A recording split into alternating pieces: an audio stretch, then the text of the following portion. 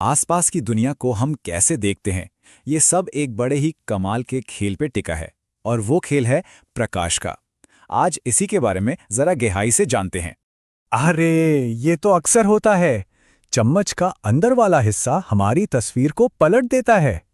अब ये कोई जादू वादू नहीं है, ये है सीधी सादी फिजिक्स। और इस पूरी बातचीत के खत्म होते होते इसका जवाब बिल्कुल साफ हो जाएगा। तो भाई, इस पूरी कहानी का जो हीरो है वो है प्रकाश, लाइट। सीधी सी बात है, इसके बिना तो देखना मुमकिन ही नहीं है। पर सवाल ये है कि आखिर ये है क्या चीज। सबसे पहली और बुनियादी बात, लाइट असल में एनर्जी का एक फॉर्म है। और इसकी ना एक बड़ी पक्की आदत है, ये हमेशा हमेशा एक सीधी लाइन में चलती है, तब तक जब तक कोई चीज़ इसके रास्ते में ना आ जाए। ये इसका सबसे बेसिक रूल है। और इसकी रफ्तार, उफ, यकीन करना मुश्किल है। वैक्यूम में, मतलब जहां बिल्कुल खाली जगह हो, लाइट की स्पीड लगभग 3 लाख किलोमीटर एक सेकंड में होती है। सोचिए जरा, यह हमारे ब्रह्मांड की स्पीड लिमिट है। इससे तेज कुछ भी नहीं चल सकता।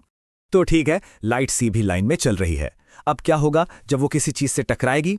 बस यहीं से हमारी कहानी में पहला ट्विस्ट आता है, जिसे कहते हैं रिफ्लेक्शन, यानी प्रकाश का टकराकर वापस लौट जाना। रिफ्लेक्शन का मतलब बस इतना सा है कि जब लाइट की किरणें किसी सरफेस पर पड़ती हैं तो वो वहां से बाउंस होकर लौट आती हैं। बिल्कुल वैसे ही जैसे कोई गेंद दीवार से टकरा के वापस आती है ना, लाइट भी ठीक वैसे ही लौटती है। अब मजे की बात यह है कि ये जो बाउंसिंग है, ये ऐसे ही रैंडम नहीं होती। इसके दो बड़े सिंपल और बड़े खूबसूरत नियम हैं। पहला, लाइट जिस एंगल से आती है ठीक उसी एंगल से वापस जाती है, एकदम परफेक्ट। और दूसरा नियम यह है कि आने वाली किरण, जाने वाली किरण और सरफेस पर जो नॉर्मल लाइन होती है, ये तीनों हमेशा एक ही प्लेन में होती हैं, हमेशा। लेकिन देखिए, हर सरफेस एक जैसी तो होती नहीं है। जब लाइट किसी शीशे जैसी एकदम चिकनी स्मूथ सरफेस से टकराती है तो वो रेगुलर तरीके से रिफ्लेक्ट होती है। नतीजा, एक साफ सुथरी इमेज बनती है।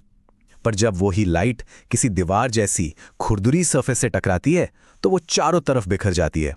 और यही वजह है कि दीवार में परछाई नहीं दिखती। चलिए, अब कहानी में एक और इंटरेस्टिंग ट्विस्ट लाते हैं। क्या हो अगर लाइट किसी सरफेस से टकराकर लौटने के बजाय उसके आर पार निकल जाए? अच्छा, तो देखते हैं कि तब वो कैसे एक नया रास्ता पकड़ती है। जब लाइट एक मीडियम से, मान लीजिए हवा से, दूसरे मीडियम जैसे पानी में जाती है तो उसकी स्पीड बदल जाती है। और स्पीड बदलते ही वो थोड़ी सी मुड़ जाती है। बस इसी मुड़ने को कहते हैं रिफ्रैक्शन। यही वो वजह है कि पानी के ग्लास में रखी हुई स्ट्रॉ या पेंसिल हमें टूटी हुई या मुड़ी हुई नजर आती है। और हाँ, ये जो मुड़ना है ना, ये भी अपने नियमों से ही होता है। स्नेल्स का नियम हमें बिल्कुल सटीक तरीके से बताता है कि लाइट कितनी मुड़ेगी। ये इस पर डिपेंड करता है कि दूसरा मीडियम कितना डेंस है, मतलब कितना घना है। जैसे हवा के मुकाबले पानी ज्यादा घना है। और इसी नियम की बदौलत हम चश्मों से लेकर कैमरों तक के लेंस बना पाते हैं।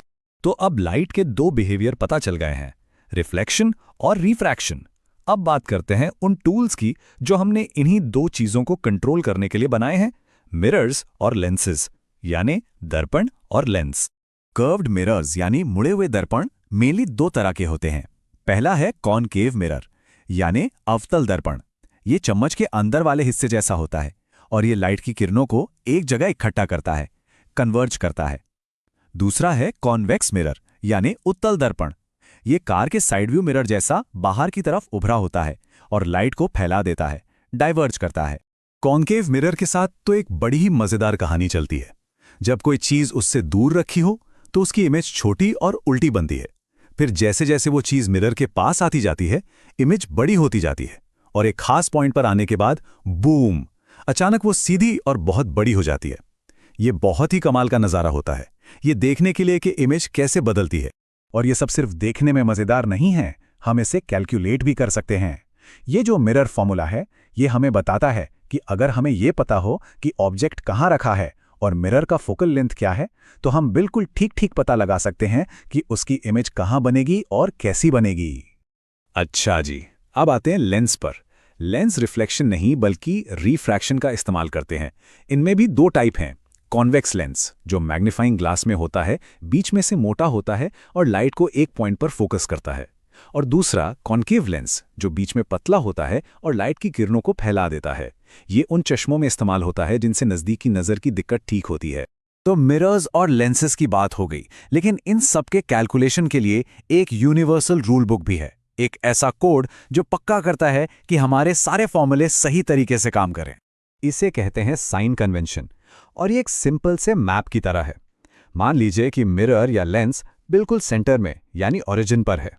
अब उसके लेफ्ट में जो कुछ भी है वो नेगेटिव है, राइट में जो है वो पॉजिटिव, ऊपर की तरफ कोई भी हाइट पॉजिटिव है और नीचे की तरफ नेगेटिव। बस इन आसान से नियमों को याद रखने पर कैलकुलेशन में कभी कोई गलती नहीं होगी। तो एक सवाल और, जो इमेज बनी है वो ऑब्जेक्ट से कितनी बड़ी है या छोटी है, और सीधी है या उल्टी? इसका जवाब मिलता है मैग्निफिकेशन फॉर्मूले से। ये एक सिंपल सा रेशियो है जो हमें इमेज के साइज और उसके नेचर के बारे में सब कुछ बता देता है। और ये सब सिर्फ थ्योरी नहीं है, ये हमारी रोज की जिंदगी का हिस्सा है।